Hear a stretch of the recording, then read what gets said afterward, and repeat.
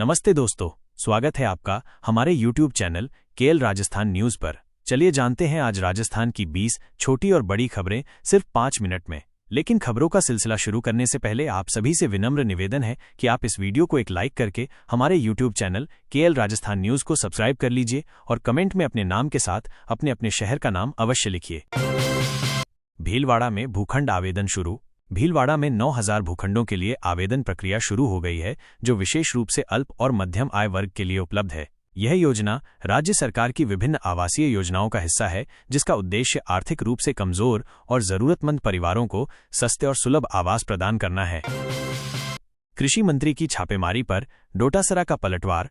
कृषि मंत्री किरोड़ी लाल मीणा की हालिया छापेमारी पर राजस्थान कांग्रेस के प्रदेश अध्यक्ष गोविंद सिंह डोटासरा ने तीखी प्रतिक्रिया व्यक्त की है। डोटासरा ने मंत्री की कार्रवाई को किसानों के लिए असमंजसपूर्ण और भ्रमित करने वाली बताया है। उनका कहना है कि इस तरह की छापेमारी से किसानों में डर और असमंजस फैलता है, जबकि सरकार को उनकी समस्याओं का समाधान करना चाहिए।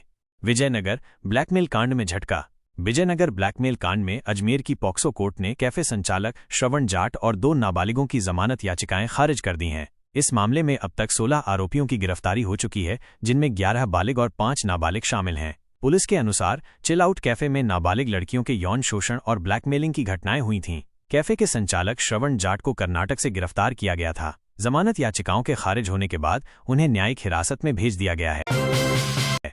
खाद्य सुरक्षा से नाम हटवाने का आखिरी मौका।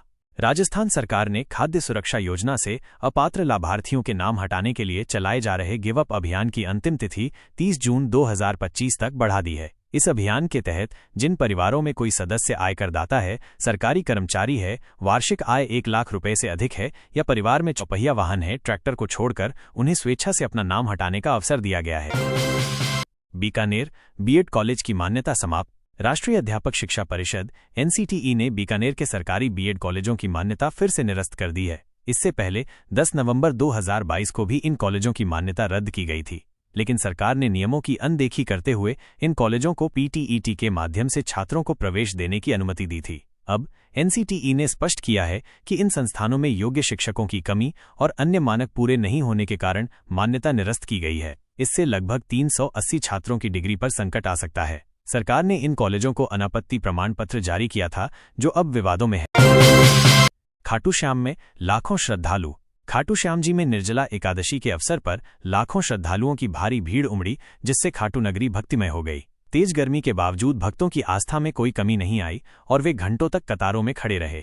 मंदिर में दर्शन के लिए 2 किलोमीटर लंबा ट्रैफिक जाम लगा रहा, जिसे नियंत्रित करने के लिए पुलिस प्रशासन ने 1500 सुरक्षाकर्मियों की तैनाती की। भक्तों की सुविधा के लिए पीने के पानी और स्प्रिंकलर की व्यवस्था की गई थी। इस दौरान VIP दर्शन पर रोक लगा दी गई और सभी 14 सामान्य लाइनों से आम श्रद्धालुओं को दर्शन करने की अनुमति दी गई।